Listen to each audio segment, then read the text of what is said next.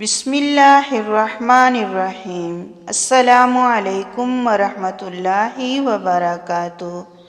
حضرت ابو ہریرہ رضی اللہ تعالیٰ عنہ بیان کرتے ہیں، رسول اللہ صلی اللہ علیہ وآلہ وسلم نے فرمایا، دعا کی قبولیت کے یقین کے ساتھ اللہ سے دعا کرو اور جان لو اللہ قلب غافل سے کی گئی دعا قبول نہیں فرماتا۔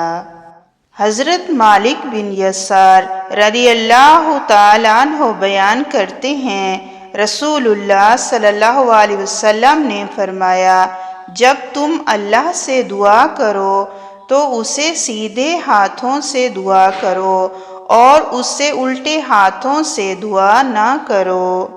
حضرت عبداللہ ابن عباس رضی اللہ تعالیٰ عنہ کی روایت میں ہے، فرمایا، اللہ سے سیدھے ہاتھوں سے دعا کیا کرو، الٹے ہاتھوں سے دعا نہ کیا کرو، اور جب تم دعا سے فارغ ہو جاؤ تو ان ہاتھوں کو اپنے چہروں پر پھیر لیا کرو۔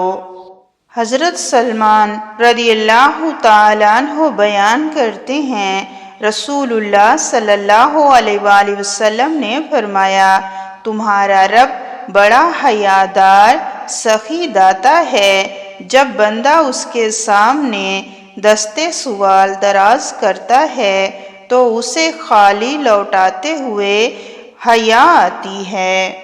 حضرت عمر بن خطاب رضی اللہ تعالیٰ عنہ بیان کرتے ہیں، میں نے عمرہ کے لیے نبی صلی اللہ علیہ وسلم سے اجازت طلب کی تو آپ صلی اللہ علیہ وآلہ وسلم نے مجھے اجازت عطا کی اور فرمایا، پیارے بھائی، ہمیں اپنی دعا میں یاد رکھنا اور ہمیں بھول نہ جانا۔